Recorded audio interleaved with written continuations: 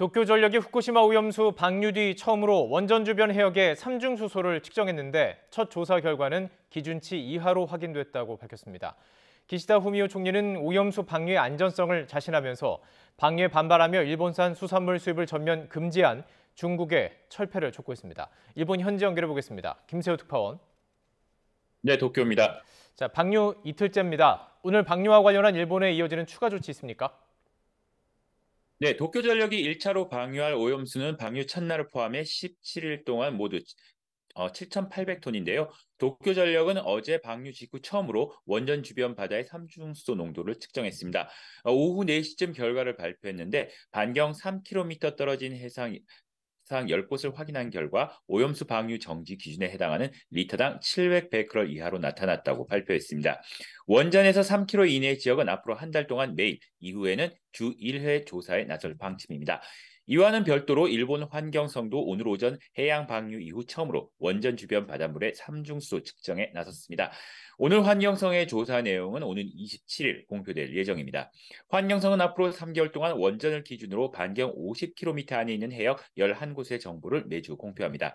이 같은 과정들은 오염수가 바다를 통해 얼마만큼의 방사성 물질을 확산시켜 영향을 미치는지를 확인하기 위한 절차인데요. 우리 입장에서도 실제 우리 해역에 영향을 주는지 여부를 확인할 수 있는 과정인 만큼 우리 정부도 결과를 주시하고 있습니다. 일본의 방류 강행 직후 중국이 내린 일본산 수산물 전면 수입 금지 조치, 이에 대해서 기시다 총리가 철회를 촉구했죠. 네, 기시다 총리는 오염수 방류 직후 일본산 수산물에 대해 전면 수입 금지 조치를 내린 중국에 즉각 철폐를 촉구했습니다. 이어 과학적 근거를 바탕으로 전문가들이 논의할 것을 강하게 촉구한다고 밝혔는데요. 기시다 총리의 발언 직접 들어보겠습니다. 外交ルートで先ほど中国側に対して即時撤廃を求める申し入れを行いました。海洋放出の影響について科学的根拠に基づいて専門家同士がしっかりと議論を行っていくよう中国政府に強く働きかけてまいります。 이와 함께 원전 오염수 방류와 관련해 수산업자들이 손해를 입지 않도록 만전의 체제를 구축하라고 약속했습니다.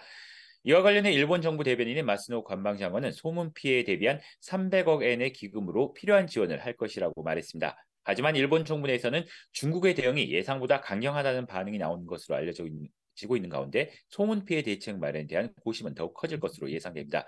기시다 총리는 또 IAEA가 독자적으로 방류되는 오염수를 조사했는데 기준치를 밑돌았다는 점을 강조했습니다.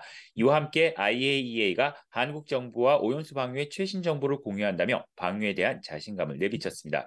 그럼에도 일본 시민들의 반발 목소리는 적지 않은데요. 어제 도쿄 전력 앞에서의 시위에 이어 오늘은 총리 관저에서 항의 시위가 이어졌습니다. 어민들도 오염수 방류 정책에 불신을 드러냈습니다. 현지 어민들의 목소리도 직접 들어보겠습니다. 政治家の人たちが理解を得られたなと。どこで理解を得たんだか我々にはね、漁民には分かんない。